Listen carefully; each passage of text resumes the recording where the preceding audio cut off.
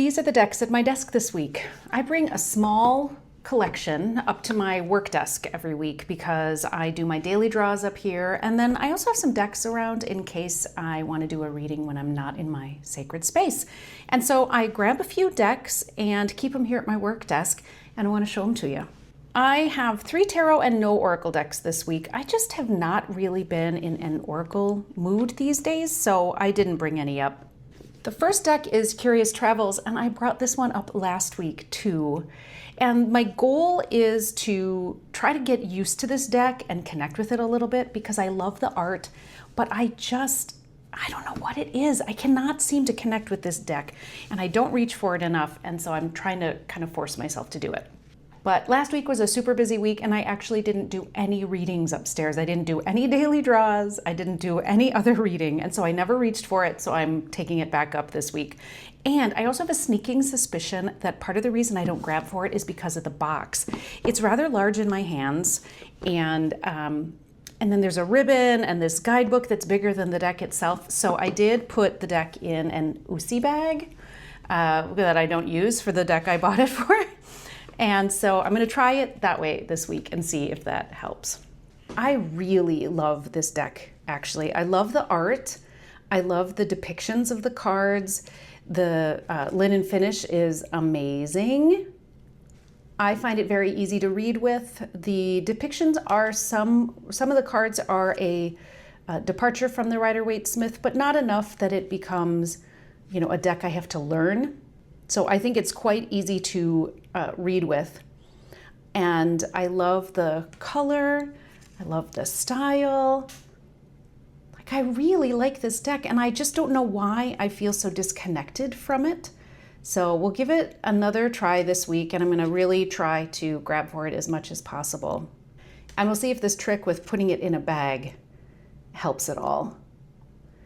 You never know what is stopping you from using a deck. Anyway, that is Curious Travels. I also brought Star Power this week. This is such a cool deck. I really love the art, and I really like the challenge of reading with it.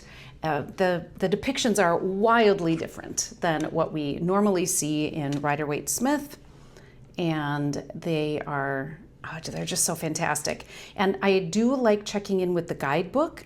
This is a deck that I'm still learning. I don't usually read for other people with this because I do like to read the guidebook and see what the creator had in mind for this specific card. Their meanings are often different than I would have expected. Like this morning I drew the Two of Wands, and it was about consumption. Let me see if I can find that card.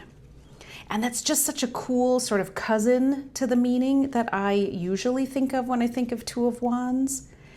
And I pulled it in an inner artist reading, so just was a very thought-provoking card. Of course, it's gonna be well shuffled in.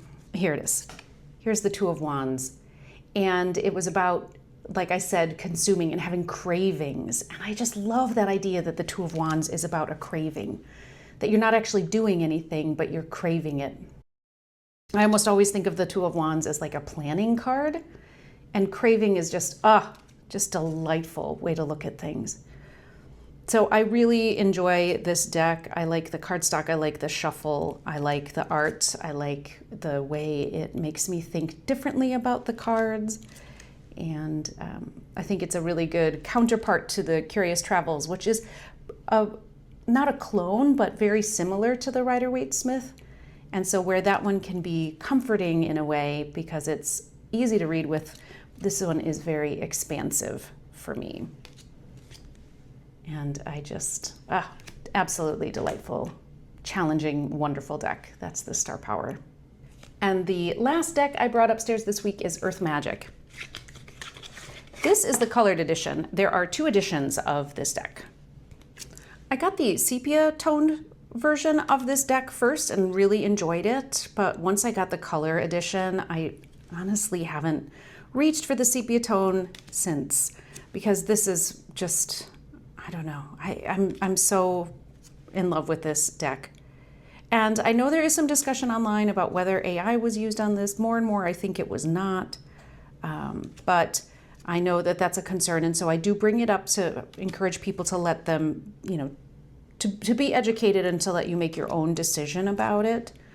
I adore this deck. This is another one I really lean towards decks that are not showing me the typical depictions.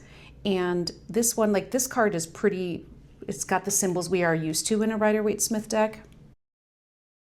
Even when we have the symbols, it's like they're slightly different. They're presented in a slightly different way. Like here's an example, the Queen of Swords, which has a dragon. I just think it's fantastic. It's so good.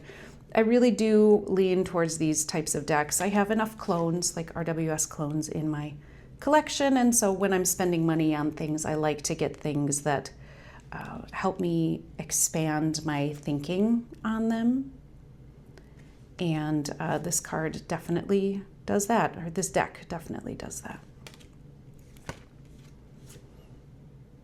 It's also got great cardstock, that linen cardstock, kind of slippy, slightly oversized cards, which are sometimes a challenge for me. I have smaller hands, but I like the art so much. It's so weird and wonderful. It's this like, I don't know, like fairy tale dystopian version of the world. And I just am so drawn to this deck, and I actually haven't read with it in a really long time. So it was time to bring it back upstairs and get it in front of my face. And those are the decks at my desk this week. Like if you like the video, subscribe for more tarot content, and thanks for stopping by.